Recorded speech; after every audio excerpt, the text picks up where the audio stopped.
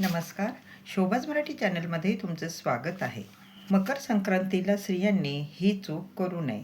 केलेले दान आणि दिलेलं वाण याचं फळ मिळत नाही. 2026 नवीन वर्षाचा पहिला सण संक्रांत.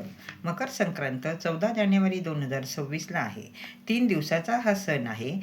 आपल्या घरातून संक्रांतीपासून ते रथसप्तमीपर्यंत या वस्तू घरातून बाहेर जायला नको आहे. या वस्तू आपल्या घरातून बाहेर न जाणं खूप महत्त्वाचं आहे.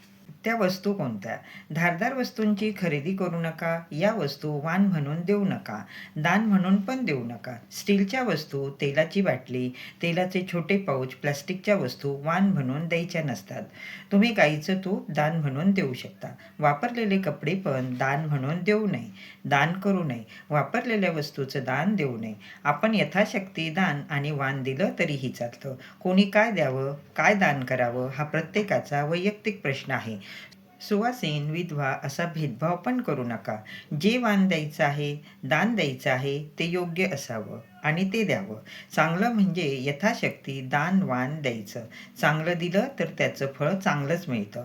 तुम्ही ज्ञान आणि अध्यात्म दान करू शकता, दान म्हणून देऊ शकता. उदाहरणार्थ गुरुचरित्र ग्रंथाचा 14वा अध्याय हा छोटासा ग्रंथ असतो. तो पण तुम्ही दिला तरीही चालतं. जोडवे, मंगळसूत्र हे पण तुम्ही वाण म्हणून दिलं तरीही चालेल. पण ते नवीन असावं, वापरलेलं नसावं. कोणी काय द्यावं हा प्रत्येकाचा वैयक्तिक प्रश्न आहे. यथाशक्ती तुम्ही दान आणि वाण देऊ शकता. धन्यवाद सर्वांना. श्री स्वामी समर्थ.